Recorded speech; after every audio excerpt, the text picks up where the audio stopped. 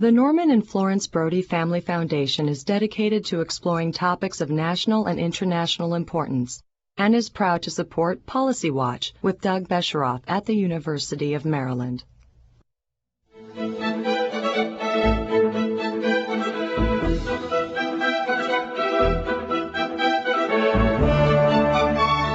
From the University of Maryland, this is Policy Watch with Doug Besheroff. White-collar workers are supposed to have it all: excellent educations, great jobs, and good money. But are these supposedly secure jobs becoming obsolete? What is the future of the white-collar worker? To find out, Policy Watch is joined by Barbara Ehrenreich, author of Bait and Switch, The Futile Pursuit of the American Dream. And now, the host of Policy Watch, Doug Besheroff. Hi, I'm Doug Besheroff from the University of Maryland, and I'm delighted to have with me for this program Barbara Ehrenreich, author of, among other things, Bait and Switch. Barbara, welcome. Glad to be with you. Well, it's been at least 3 decades of activism and journalism for you, and now you've written this wonderful book, Bait and Switch. But I want to go back a little bit first, because I know you didn't start as either a journalist or a writer. Did you? That's right. Started as a scientist. Majored in chemistry and physics in college and ended up somehow with a PhD in cellular biology. Now, but early on you started writing about other topics. What was that all about, and when did that happen? Well, there was never any plan of becoming a journalist or writer. I got swept up in the anti-war movement in the 1960s and then in the feminist movement in the 70s, and started working with a little group in New York City that advocated for better health care for low-income people. And one of my jobs in this little group was to do a lot of writing and investigative pieces for our newsletter, and I liked that. I did. And early on, that turned into not just healthcare, but you were a major voice in the feminist movement, weren't you? Aren't you? Well, I don't know how major, but I was certainly, one of the second wave feminists. As everybody said, it changed my life and came along in my life around the time my babies were born. So, I was facing motherhood and a whole new conception of what it meant to be a woman. Now, I think many young people, young women especially, feel as if that process of figuring out what a professional person is and a mother and a woman hasn't been completed. How do you talk about that? How do you think about that? I think something has happened that it makes it much harder to combine, let's say parenthood, include the guys in this too, with being, with an effective worker. And what has happened is that the hours expected have just grown and grown and grown. In the 70s we could say, I'm going to have it all. And we meant by a job, though, we meant 8 hours. And now what is clearly happening among, say, the white-collar professionals is the expectations are that it's 10 hours or more.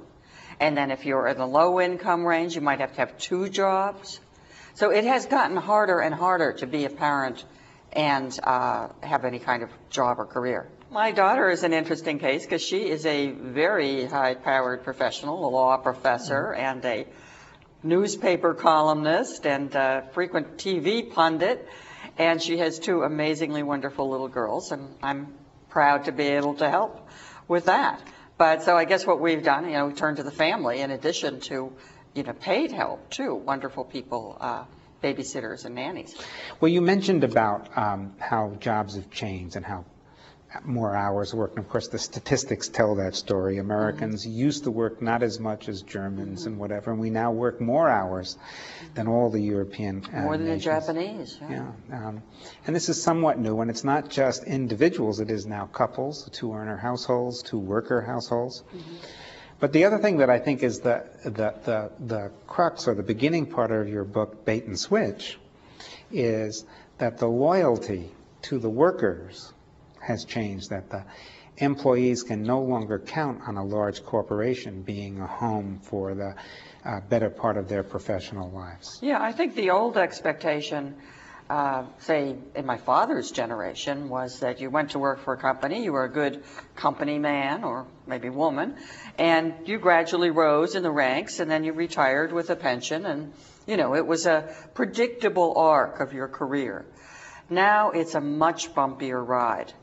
So things have changed. The middle class is a lot shakier perch for people than it was 20, 30 years ago. And that's how you started deciding about writing Bait and Switch. Is that right? Well, actually, I was getting letters from readers of Nickel and Dimed.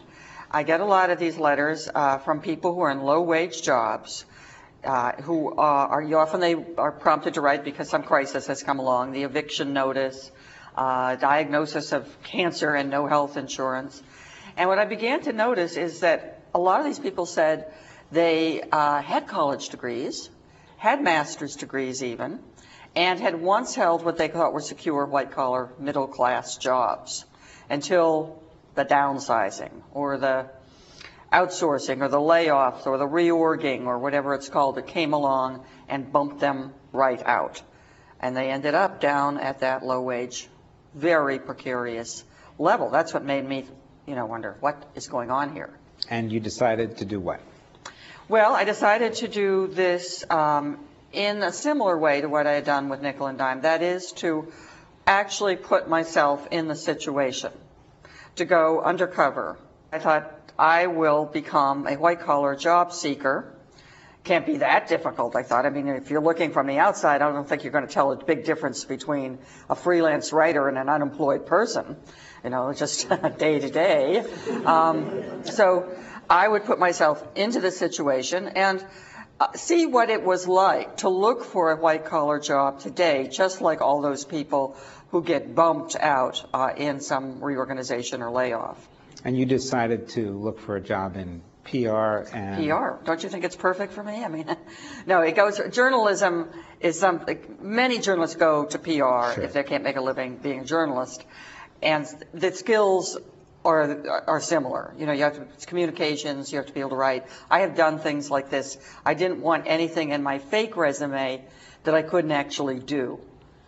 You know, in case I got a job, I wanted to do it and do it well. Well, this is part of the difficulty of the assignment you gave yourself, because in the modern world with internet and checking in with people and record keeping and so forth, you'd needed a resume that, because you couldn't lie about it, that had enough truth to it so that if somebody were looking into it, they wouldn't be suspicious. But that was also a shortcoming or a disadvantage when you were actually looking for a job, wasn't it? Because you couldn't give the kinds of either references or job experience. Oh, I had references. I had people prepared to lie for me, yes. I have good friends who were just going to stand by me at that point. No, the disadvantage that I had was that if I had actually been doing what I had said I was doing, I probably would have had a lot more contacts.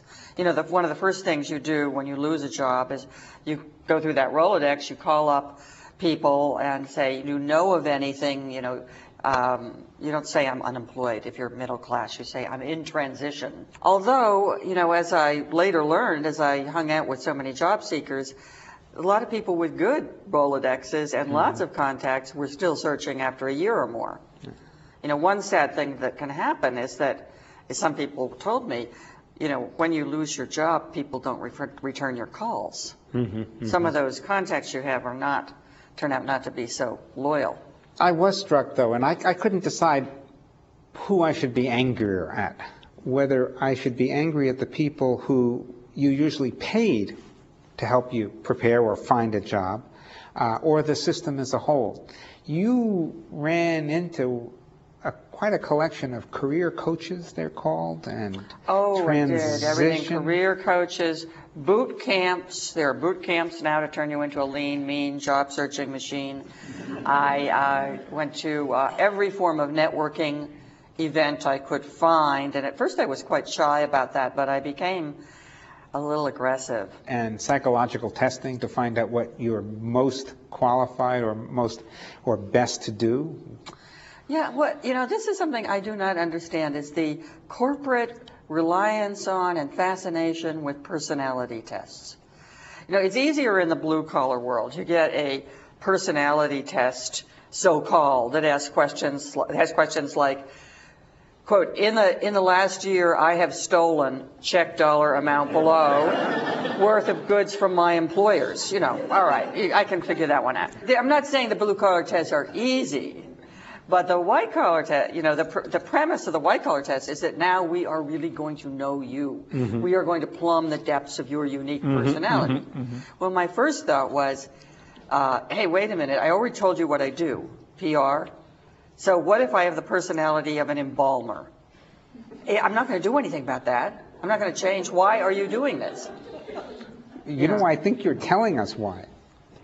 I think they're looking, I think the point you make in your book, which I thought was quite telling, was that especially the modern large corporation is looking for people who get along, who have sunny dispositions. And I don't like to press this a little bit. We are on a college campus. You've been a teacher and a leader. And there is sometimes a difference between the personality that shines on a college campus or in journalism and the personality that shines in a modern corporation. Yeah. Well, in journalism, I think you know, personality is not a big factor. Mm-hmm. You can be, I'm trying to think of a appropriate word for TV, you can be real curmudgeon. Mm-hmm. You can be rude and abusive, whatever, just to get your copy in on time, and it's good. Nobody really cares. Nobody questions your personality, or maybe they mutter about it. So I was not familiar with a world where this counts more, apparently, than skills. And it really does. And it really does, doesn't it? Well, that's what they tell you. They say 90% of the hiring decision is based on an emotional reaction to you. So what counts is not your skills or your experience so much as your, quote, likability. Now, that seemed very strange to me. Mm-hmm. Mm-hmm. Well, likability and also who you know.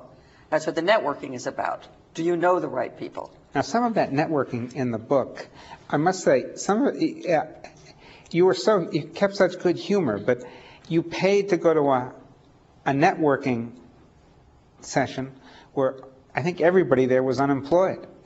Oh, yeah. Well, what did the hope is that some of those other job searchers will have a tip for you.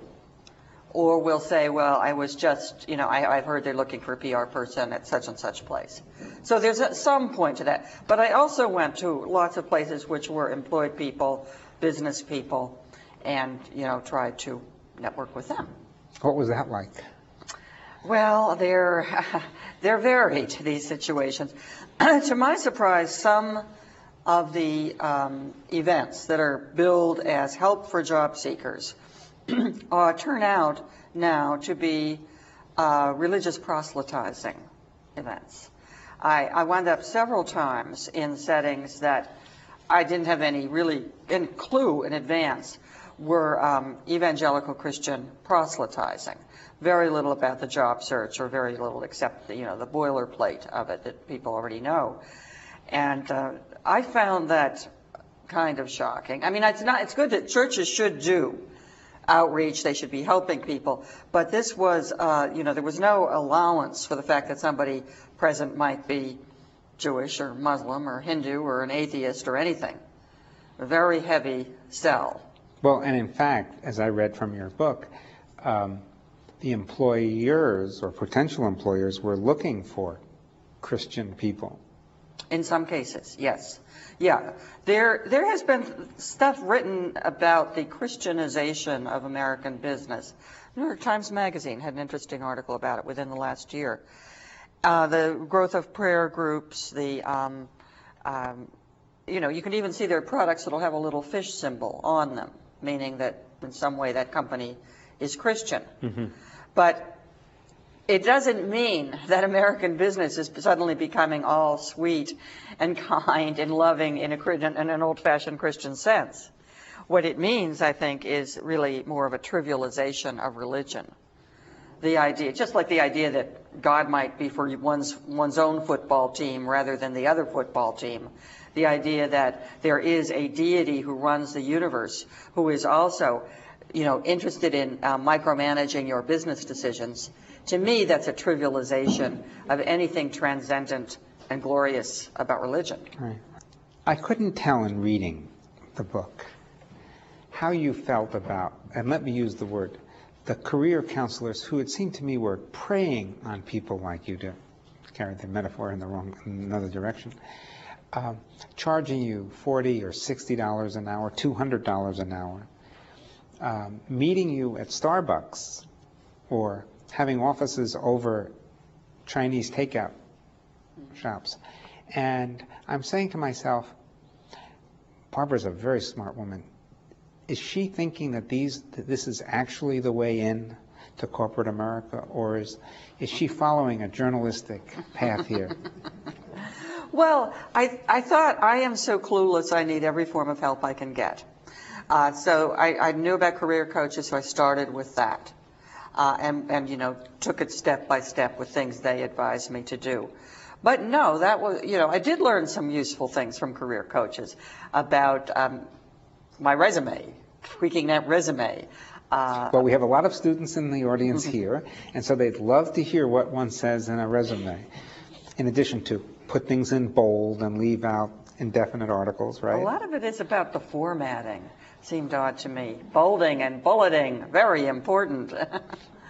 Yeah. What else did you learn from the career coaches? Well, here's a useful tip, but it's also a very dismaying thing to think about. I know there's plenty of age discrimination in the corporate world. It's been documented again and again.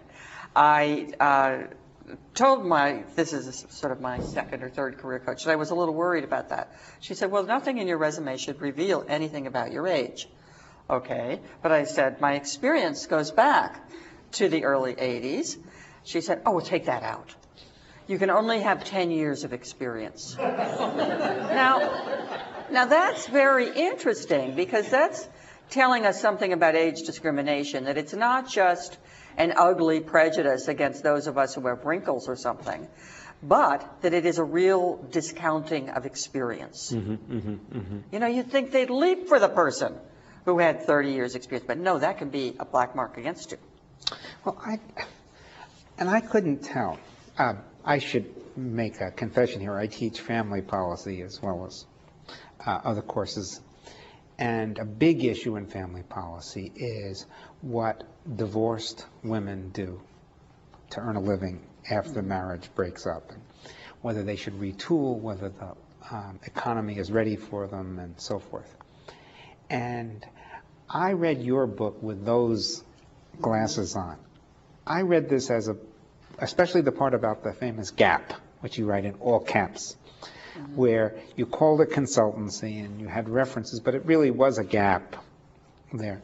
And I read this as the same life story as many divorced women who I knew, who were trying to go back into the labor force, and whether they were 40 or 50 or 60 or 65. You didn't emphasize that in the book, though. Well, I ran into this a couple of times, because my initial thought was, when I started the project, was to say, yeah, I have a gap, but that's because I was a homemaker. I was raising my children. I didn't think there'd be anything unusual about it. Well, that goes over like a ton of bricks. I had this one rather canny guy who I kind of seized upon as a mentor, because he was leading a networking group. And I said, what about this? You know, I've got a gap from child raising. He said, you're going to have a pretty good story to explain that one. What? Am I the only one who, the only person who ever stayed home with small children? I mean, in real life, I was a journalist, so it was easy to be home when they were little. But I was a freelance journalist. But there is no respect for motherhood. Or let's make it fatherhood, too. You can't have that gap in your resume. And that I find that very dismaying. When I think of not only the middle-aged divorced woman, but of the young, high-speed professional woman who wants to take off a few years when her children are small and then leap back into the fast track. I don't think that's going to happen. We keep reading about this. I think they're in for a disappointment. Well, certainly if firms treat the gaps that way. I must say for myself, I think it'd be great having someone who's been out for a while, organizing things. I'm going to do cliches here, organizing things for the PTA and for the community, and showing how you run other kinds of organizations, and then come in and run one for the company. It seems like that. You know, it doesn't work that way, Doug. Clearly it doesn't. I mean, you cannot put on your resume, managed highly creative team of 3, solve difficult transportation logistical problems for teenagers. You know, I'm sorry. We do not have a pro-family corporate world. They're not looking at that as valuable experience, just as they're not considering that you can't work 10, 12 hours a day and also be an effective parent or spouse or whatever. Now, your daughter seems to have combined both, but she's done it in an academic setting where hours are more flexible, let's just put it that way. My dean is in the room, so we have to talk about working long hours, but flexible hours. What advice do you give about the kinds of careers young women should go into today? Well, I would hope that the question applied as much to men, that men had as much of a stake in fatherhood as women do in motherhood, and are prepared to make the investment of time being a good parent. But I put my foot in my mouth, and I'll just say, yes, it would be good, and I'm all for it. I just have to preface by saying that I think it's a really, really difficult problem until we enforce the notion on employers that we have entire lives, that we're not giving them our entire lives, in other words. And I think that fight for our time is something that could embrace people of all social classes. The poor person who's got 2 jobs, and the young professional who is being asked to put in 12 hours a day at the firm. We've got to make this a priority. I mean, if people want to call themselves pro-family, this would be, to me, I think, the #1 thing to go after. It's now time for us to turn to our audience for questions. When you were talking about the drug testing, you were saying that the corporate America was exerting control over its workers, but in your book, Nickel and Dimes, you always have these workers commenting, oh, I can't let them down. I can't let my employer down. What caused this shift where corporate America doesn't really care about its workers, as you're saying, with the low wages, yet the workers still feel that if they don't come into work, if the Walmart associates, talk amongst themselves, they're time theft, they're stealing time from their employer, where it felt like the workers still believed they owed something to the corporation, but the corporation didn't have that same feeling. It's an interesting question, a thoughtful question. I wondered that. My first thought in my very first job was to be fairly cynical, to think, hey, they're not paying me very much here. Why should I, why should I really exhaust myself? But I found that people put their best effort into their job. Very few exceptions that I ever encountered.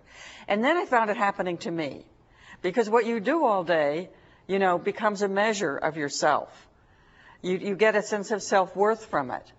And I think I went a little crazy. I lost it at Walmart when I, started thinking, well, I hate customers because they're messing up my department.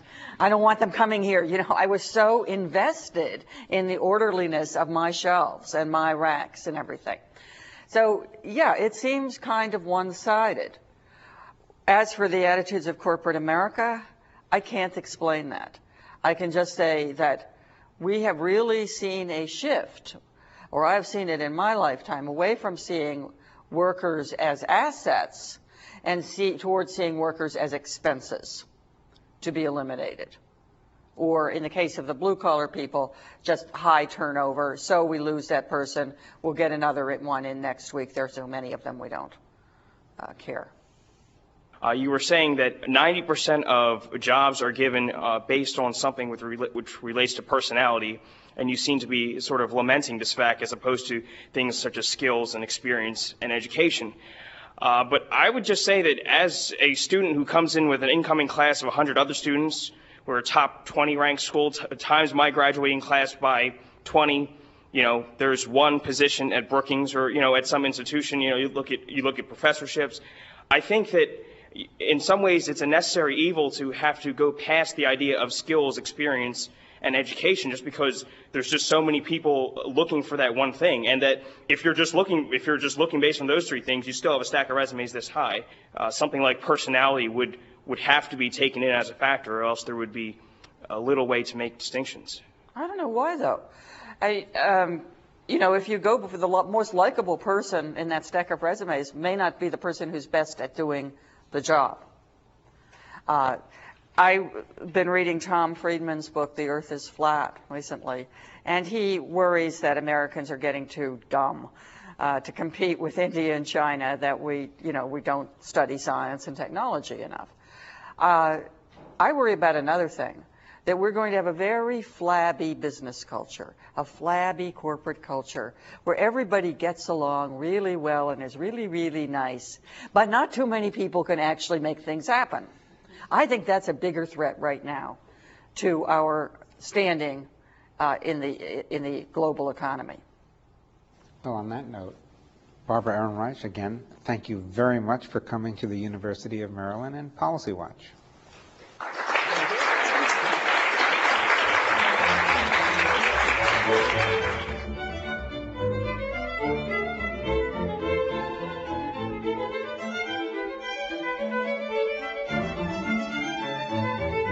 This program was produced by the University of Maryland, which is solely responsible for its content. The Norman and Florence Brody Family Foundation is dedicated to exploring topics of national and international importance and is proud to support Policy Watch with Doug Besheroff at the University of Maryland. We are PBS.